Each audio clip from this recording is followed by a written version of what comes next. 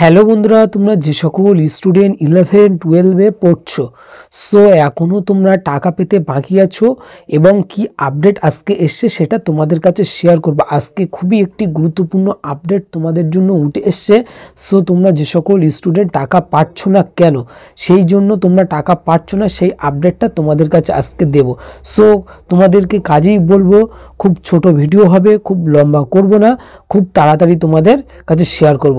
তো চলো মূল বিষয়ে আলোচনা করা যাক। তোমরা যে সকল স্টুডেন্ট 11-12 পড়ছো মাদ্রাসা ও ভোকেশনাল কোর্স নিয়ে, সো এখনও তোমরা টাকা পাচ্ছ না তরুণের স্বপ্ন প্রকল্পে 10,000 টাকা।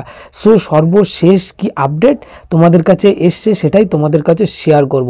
তোমাদেরকে একটা কথা বলে রাখি, সর্বশেষ আজকে যে আপডেট উঠে এসছে, ইতিমধ্যে তরুণের স্বপ্ন প্রকল্পে দুজন দুর্নীতি করার জন্য গ্রেপ্তার হয়েছে ইতিমধ্যে। সো তোমরা অনেকেই শুনে খুবই আনন্দ হবে, যেহেতু তোমাদের যে তরুণের স্বপ্ন প্রকল্পে 10,000 টাকা তোমাদের পাওনা টাকা তোমরা পাচ্ছ না, তোমরা তার জন্য অপেক্ষা করছো। সেই দুর্নীতি করেছে তার জন্য দুজন গ্রেপ্তার হয়েছে। এবং তোমাদেরকে আর একটা কথা বলে রাখি, তোমরা যে সকল স্টুডেন্ট টাকা পাচ্ছ না, তোমাদের আবারও টাকা দেওয়ার প্রসেস স্টার্ট হয়ে গিয়েছে। আবারও তোমাদের টাকা ঢোকার প্রসেস স্টার্ট হয়ে গেছে। কাজেই বলবো তোমাদের দয়া করে কিছুদিন অপেক্ষা করো।